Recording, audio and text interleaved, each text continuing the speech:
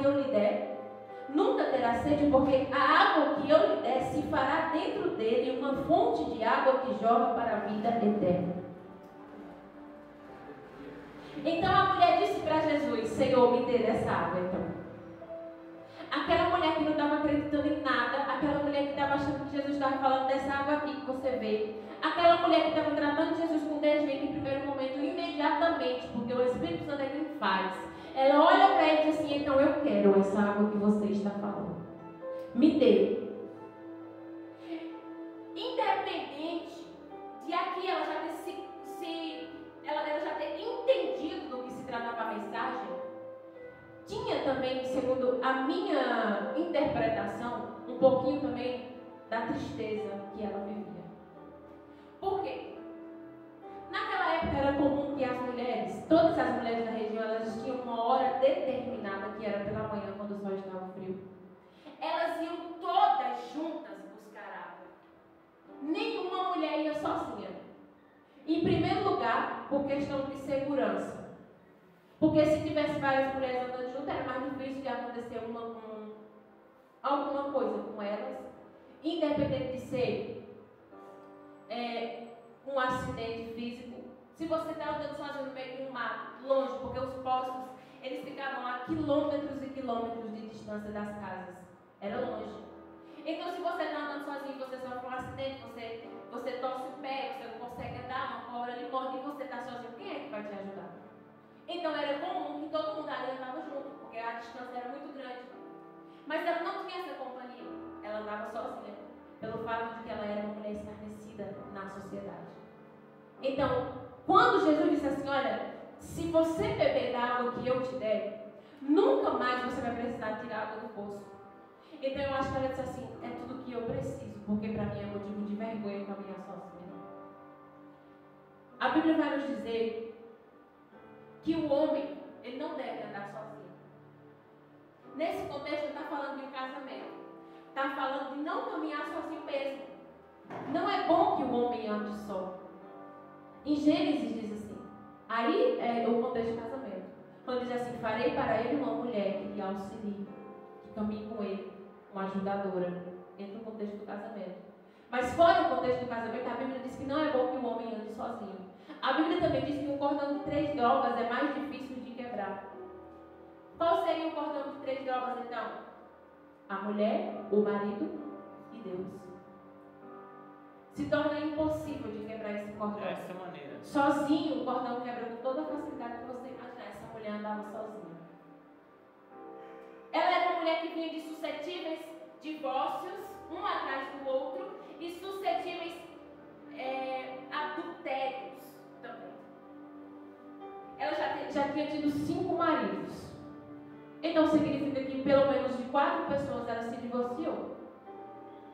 Aí Jesus diz assim: e esse que você tem agora não é teu, ou seja, você já teve 4 maridos, já passou por 4 divórcios, e esse marido que você tem agora não é seu, ou seja, você está adulterando.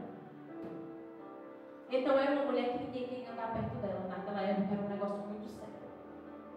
Então quando Jesus disse assim: olha, se você beber essa água aqui que eu te der, nunca mais você vai ter sede. Eu acho que ela disse assim: é tudo que eu preciso.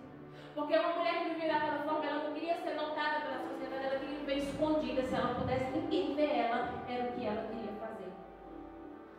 Quando Jesus disse isso a ela disse assim: me dê dessa água, porque eu não quero mais ter sede e não quero mais vir aqui tirar água.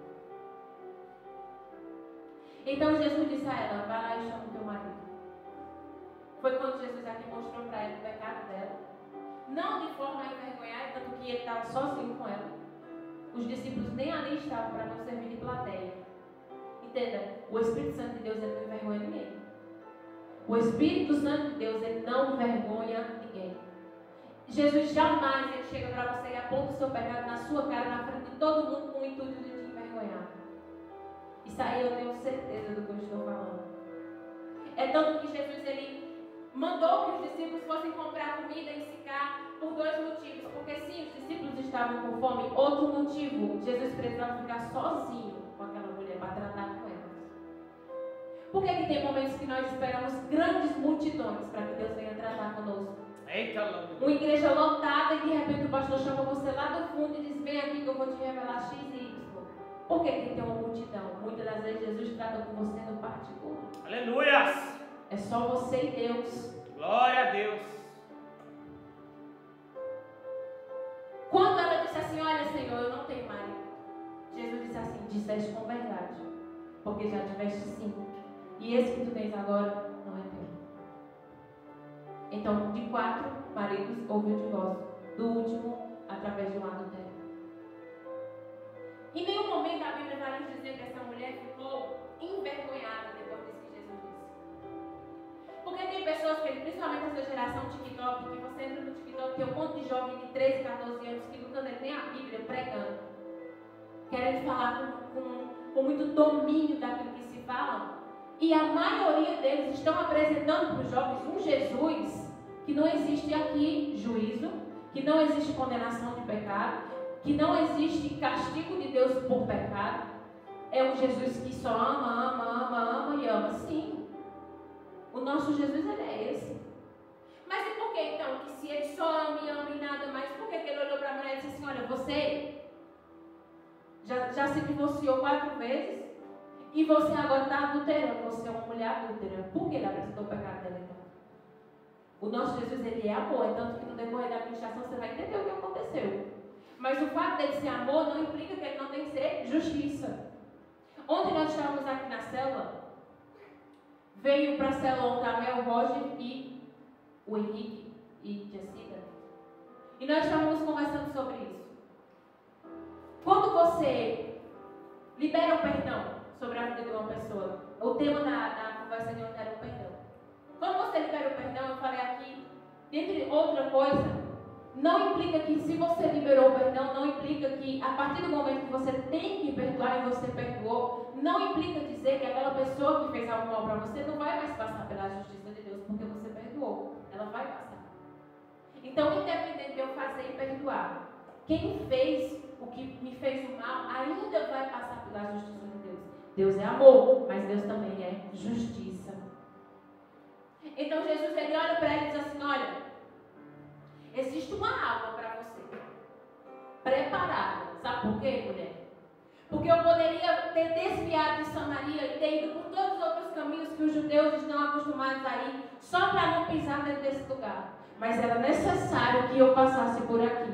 Era necessário que eu quebrasse o protocolo de geração em geração, de longos anos de distância, só para passar dentro desse lugar e conversar com você. É porque você é importante. É porque para mim você vale muito. Ainda que para a sociedade ninguém dê R$1 por você. Para mim, você tem uma valia muito grande.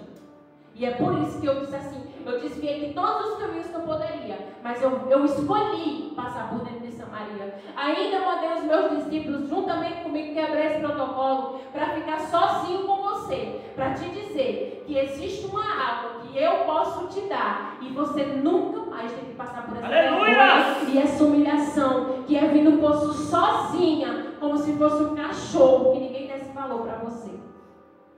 Existe uma água que eu posso te dar, que vai te dar a vida eterna, independente de você ser uma adúltera.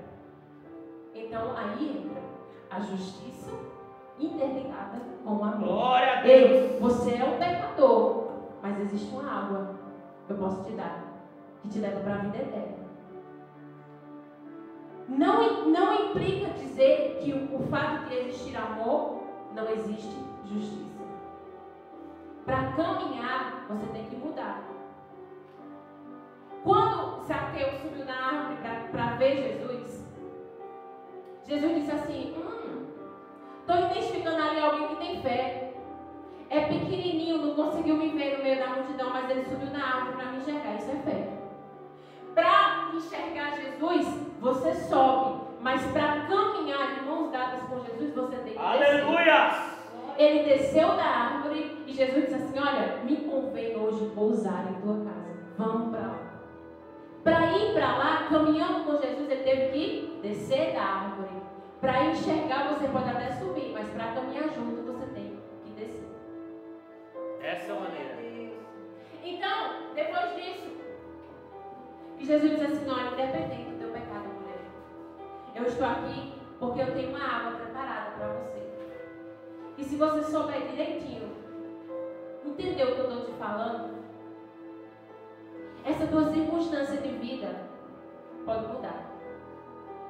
Quando a mulher identificou tudo isso, eu identifico que ela quis mudar de assunto. Ela disse assim, ela quis falar do local de adoração.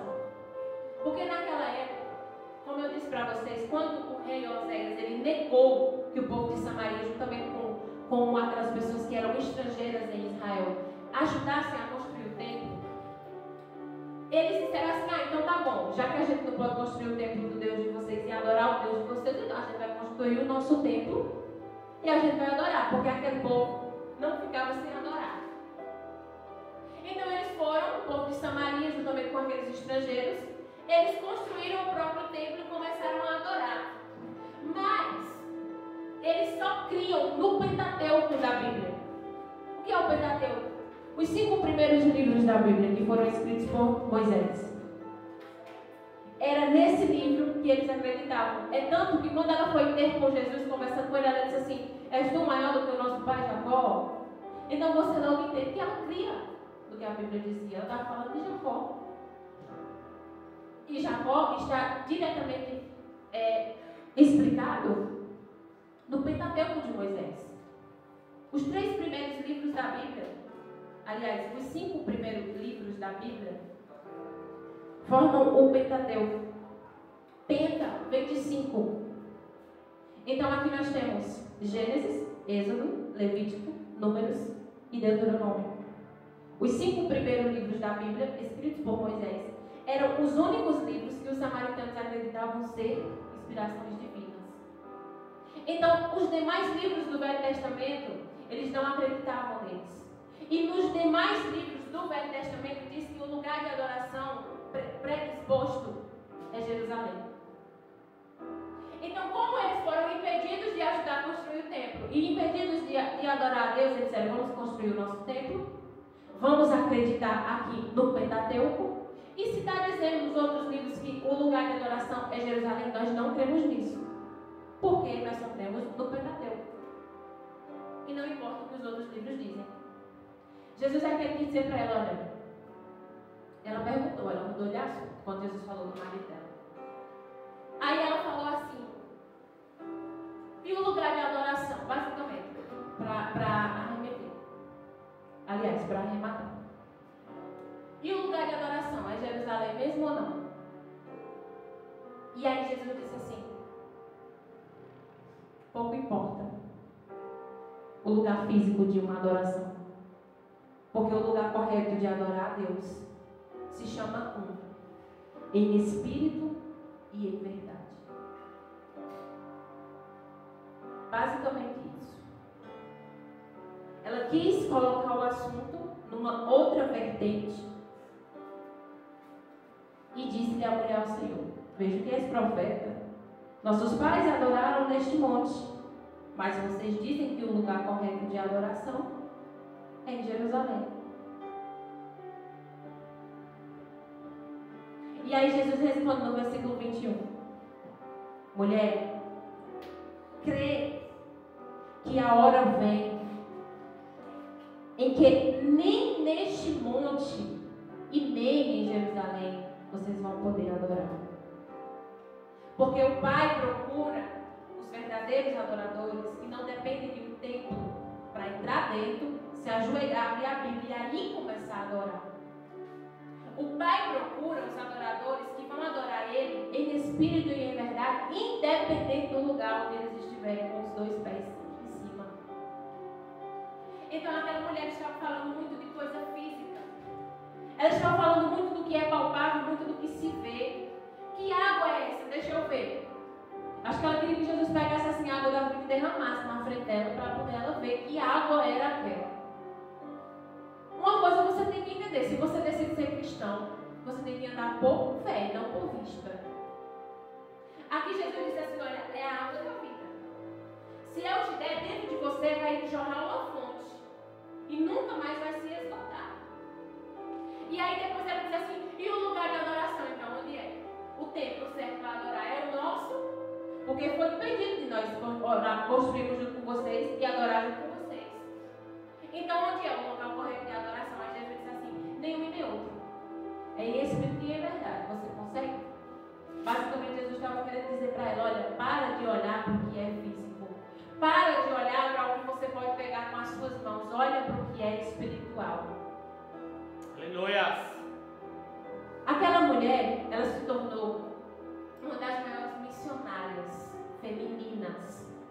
Bíblia vai nos dizer. Porque quando ela identificou que Jesus era um profeta, que tinha falado a vida dela inteira ali para ela, que tinha prometido para ela que existe vida eterna, independente do pecado, se houver remissão. Porque é preciso deixar claro, para caminhar com Jesus tem que abandonar o pecado. Jesus olhou para ela e disse assim: olha, você é isso e isso aqui. Sozinho ele e ela. Não foi na frente de ninguém para envergonhar. Mas ele disse assim: agora tem que deixar, né?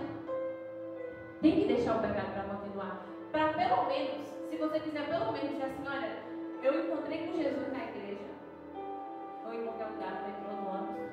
Jesus falou comigo, disse que existe uma fonte de água dentro de mim que jorra para a vida eterna. Me prometeu vida eterna, disse que existe para mim, apesar do meu pecado. Mas eu preciso largar o meu pecado. Eu preciso me arrepender de forma genuína. O que é genuíno? Sincero, do fundo, de dentro, de verdade. Porque arrependimento de pecado é basicamente nunca mais fazer. Aliás, o homem está sujeito a cair, mas é você ter nojo do pecado. Aleluia. É tanto você ter nojo que a Bíblia vai nos dizer que o homem que era pecador, mas que Jesus entrou na vida dele, resgatou e salvou, e depois ele começou a caminhar com Jesus, mas ele voltou ao pecado. A Bíblia compara ele a um cachorro que volta para comer o próprio vômito. Então literalmente você tem que ter nojo de pecado. Você tem que ter asco de pecado. E se você cair, não tardes a voltar o mais rápido possível, porque existe perdão para você. Essa mulher aqui era uma mulher que ninguém queria por perto. Além